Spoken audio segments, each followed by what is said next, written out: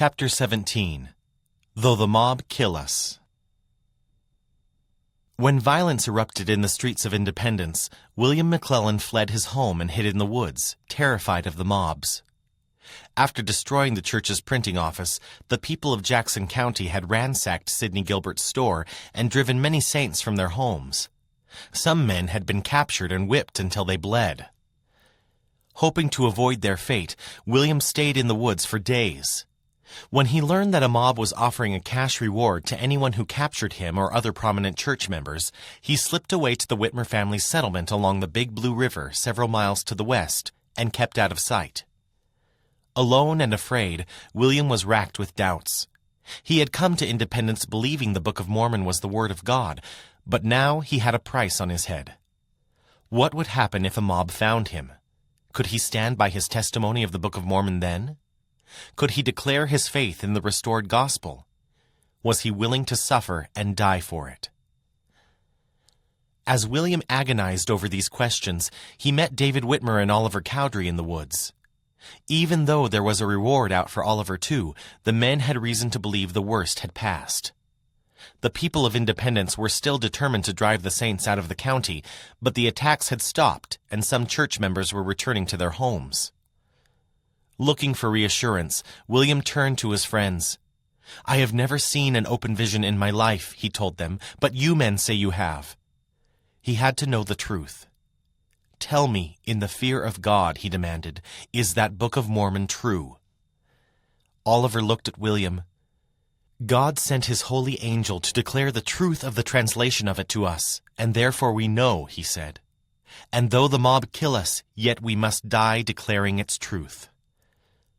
"Oliver has told you the solemn truth," David said. "I most truly declare to you its truth." "I believe you," William said.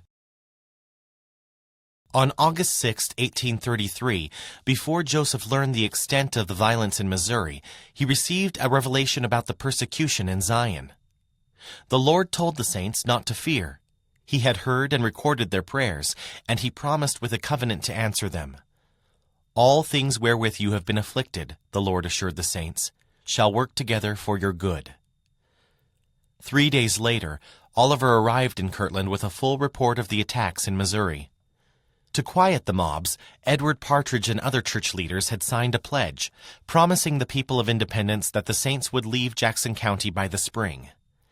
None of them wanted to abandon Zion, but refusing to sign the pledge would have only put the saints in more peril. Horrified by the violence, Joseph approved of the decision to evacuate. The next day, Oliver wrote church leaders in Missouri, instructing them to look for another place to settle. "Be wise in your selection," he advised. "Another place of beginning will be no injury to Zion in the end." "If I were with you, I should take an active part in your sufferings," Joseph added at the end of the letter. "My spirit would not let me forsake you." Afterward, Joseph remained shaken for days. The terrible news had come while he was facing intense criticism in Kirtland. That summer, a church member named Dr. Philastus Hurlbut had been excommunicated for immoral behavior while on a mission. Soon Hurlbut had started speaking out against Joseph at well-attended meetings and collecting money from critics of the church.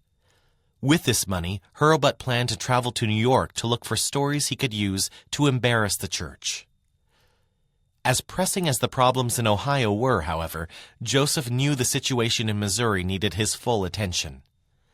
Reflecting on the violence, Joseph realized that the Lord had neither revoked his command to build Zion in Independence nor authorized the saints to give up their land in Jackson County. If they abandoned their property now or sold it to their enemies, getting it back would be nearly impossible. Desperate to receive specific directions for the Missouri saints, Joseph prayed to the Lord. "What more dost thou require at their hands," he asked, "before thou wilt come and save them?" He waited for an answer, but the Lord gave him no new instructions for Zion. On August 18th, Joseph wrote personally to Edward and other leaders in Zion. "I know not what to say to you," he admitted. He had sent them a copy of the August 6th revelation, and he assured them that God would deliver them from danger. "I have his immutable covenant that this shall be the case," Joseph testified. But God is pleased to keep it from mine eyes the means how exactly the thing will be done. In the meantime, Joseph urged, the saints should trust in the promises the Lord had already given them. He counseled the saints to be patient, rebuild the printing office and store, and seek legal ways to recover their losses. He also implored them not to abandon the promised land, and he sent them a more detailed plan for the city. It is the will of the Lord, he wrote, that not 1 foot of land purchased should be given to the enemies of God or sold to them. Joseph's letter reached Edward in early September, and the bishop agreed that the saints should not sell their property in Jackson County. Although mob leaders had threatened to harm the saints if they tried to seek compensation for their losses, he collected accounts of the abuses the saints had endured that summer and sent them to Missouri's governor, Daniel Dunklin. Privately, Governor Dunklin had contempt for the saints, but he encouraged them to take their grievances to the courts. "Ours is a government of laws," he told them. If the court system in Jackson County failed to execute the law peacefully, the saints could notify him and he would step in to help. Until then, however, he recommended they trust in the laws of the land. The governor's letter gave Edward and the saints hope. They began to rebuild their community, and Edward and other church leaders in Zion hired lawyers from a neighboring county to take their case. They resolved that they would defend themselves and their property if they were attacked. Town leaders in Independence were furious. On October 26th, a group of more than 50 residents voted to force the saints from Jackson County as soon as they could. 5 days later, at sunset, saints in the Whitmer settlement learned that armed men from Independence were headed in their direction.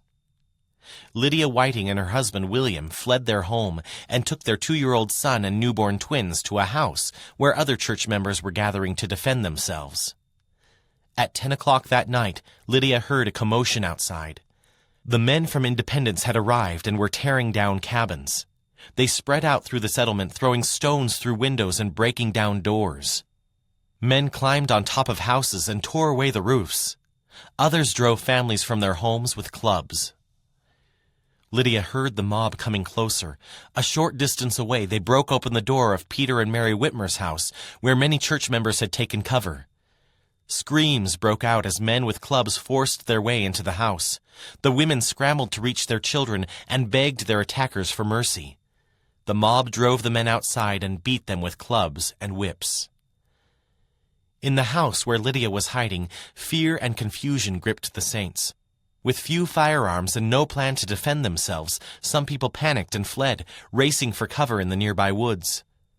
Afraid for her family, Lydia handed her twins to 2 girls huddled beside her and sent them running for safety. She then scooped up her son and followed after them. Outside was chaos.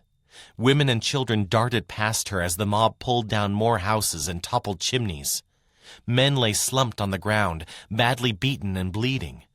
Lydia clutched her son to her chest and ran for the woods, losing sight of her husband and the girls who carried her babies. When she reached the cover of the trees, Lydia could find only one of her twins. She took the baby and sat down with her toddler, shivering in the autumn cold. From their hiding place, they could hear the mob tearing down their house. As a long night passed, she had no idea if her husband had made it out of the settlement. In the morning, Lydia stepped cautiously out of the woods and looked for her husband and missing baby among the bleary-eyed saints in the settlement. To her relief, the baby was unharmed, and William had not been caught by the mob. Elsewhere in the settlement, other families were reunited. No one had been killed in the attack, but nearly a dozen homes had been leveled.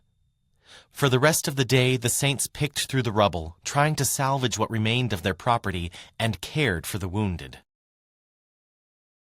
Over the next 4 days, Zion's leaders told the saints to gather in large groups to defend themselves against attacks. Mobs from Independence rode throughout the countryside, terrorizing outlying settlements. Church leaders begged a local judge to stop the mobs, but he ignored them. The people of Jackson County were determined to drive every last saint from their midst. Soon, the mob struck the Whitmer settlement again, this time with more intensity. When 27-year-old Philo Dibble heard gunfire in the direction of the settlement, he and other saints nearby rushed to its defense. They found 50 armed men on horseback, trampling through cornfields and scattering the frightened saints into the woods. Catching sight of Philo and his company, the mob fired their guns, mortally wounding one man. The saints fired back in force, killing 2 of their attackers and dispersing the rest. Smoke from their black powder guns filled the air. As the mob scattered, Philo felt a pain in his abdomen. Looking down, he saw that his clothes were torn and bloody. He had been hit by a lead ball and buckshot. Still clutching his gun and powder, he staggered back toward home. Along the way, he saw women and children huddled in wrecked houses, hiding from mobs that threatened to kill anyone who helped the wounded. Faint and thirsty, Philo stumbled on until he came to the house where his family was hiding. Cecilia, his wife, saw his wound and took off into the woods, frantic to find help. She lost her way and found no one. When she returned to the house, she said that most of the saints had fled 3 miles away to the settlement where the Colesville saints lived. Other saints were scattered across the countryside, hiding in cornfields or wandering the endless prairie. As the saints battled mobs along the Big Blue River, Sidney Gilbert stood before a judge in the Independence Courthouse along with Isaac Morley, John Corrill, William McClellan, and a few other saints. The men had been arrested after a man they had caught looting Sidney's store had charged them with assault and false imprisonment when they tried to have him arrested. The courtroom was full as the judge heard their case. With the whole town in an uproar over the saints' decision to defend their rights and property, Sidney and his friends had little reason to hope they would get a fair hearing. The trial felt like a sham. While the judge listened to testimonies, false rumors reached Independence that the saints had slaughtered 20 Missourians at the Big Blue River. Anger and confusion filled the courtroom as the spectators cried out to lynch the prisoners. Unwilling to turn them over to a mob, one of the court clerks ordered the men back to the jail for protection before the crowd could murder them. That night, after the outrage had cooled, William stayed behind in the jail while the sheriff and 2 deputies escorted Sidney, Isaac, and John to a meeting with Edward Partridge. The church leaders discussed their options. They knew they had to get out of Jackson County quickly, but they hated to leave their land and homes in the hands of their enemies. In the end, they decided it was better to lose their property than their lives. They had to abandon Zion. Their discussion finished at 2 o'clock in the morning, and the sheriff led the prisoners back to jail. When they arrived, a half-dozen armed men were waiting for them. "Don't fire! Don't fire!" the sheriff called out when he saw the mob. The men leveled their guns at the prisoners, and John and Isaac bolted. Some of the mob fired after them and missed. Sidney stood his ground as 2 other men came up to him and aimed their guns at his chest. Bracing himself, Sidney heard the hammers snap and saw a flash of gunpowder. Stunned, he searched his body for wounds but found that he was uninjured. One of the guns had broken, and the other had misfired. The sheriff and his deputies hurried him off to the safety of the jail cell. Much of Jackson County was now mobilizing for battle. Messengers canvassed the countryside, enlisting armed men to help drive the saints from the area. A church member named Lyman White, meanwhile, led a company of 100 saints, some armed with guns and others with clubs, toward Independence to rescue the prisoners. To prevent more bloodshed, Edward began to prepare the saints to leave the county. The sheriff set the prisoners free, and Lyman disbanded his company. The county militia was called out to keep order as the saints left their homes, but since most of the men in the militia had been part of the attacks on the settlements, they did little to prevent more violence. There was nothing the saints could do now but run. On November 6th, William Phelps wrote to church leaders in Kirtland. "It is a horrid time," he told them. "Men, women, and children are fleeing or preparing to in all directions." Most of the saints trudged north, ferrying across the frigid Missouri River into neighboring Clay County, where scattered family members found each other. Wind and rain beat against them, and soon snow began to fall. Once the saints crossed the river, Edward and other leaders set up tents and built rough log shelters to shield them from the elements. Too injured to flee, Philo Dibble languished in his house near the Whitmer settlement. A doctor told him he would die, but he clung to life. Before David Whitmer headed north, he sent word to Philo promising him he would live. Newell Knight then came, sat beside his bed, and silently placed his hand on Philo's head. Philo felt the Spirit of the Lord rest over him. As the feeling spread through his body, he knew that he would be healed. He stood up, and his wounds discharged blood and ragged bits of cloth. He then got dressed and went outside for the first time since the battle. Overhead, he saw countless shooting stars streak across the night sky. At the camp along the Missouri River, saints emerged from their tents and hovels to see the meteor shower. Edward and his daughter Emily watched with delight as stars seemed to cascade around them like a heavy summer rain. To Emily, it was as if God had sent the lights to cheer the saints in their afflictions. Her father believed they were tokens of God's presence, a reason to rejoice amid so much tribulation. In Kirtland, a knock at the door woke the prophet. "Brother Joseph," he heard a voice say, "come get up and see the signs in the heaven." Joseph got up and looked outside, and he saw the meteors falling from the sky like hailstones. "How marvelous are thy works, O Lord," he exclaimed, remembering New Testament prophecies about stars falling from the heavens before the second coming, when the Savior would return and reign 1,000 years in peace. "I thank thee for thy mercy unto me thy servant," he prayed. "O Lord, save me in thy kingdom."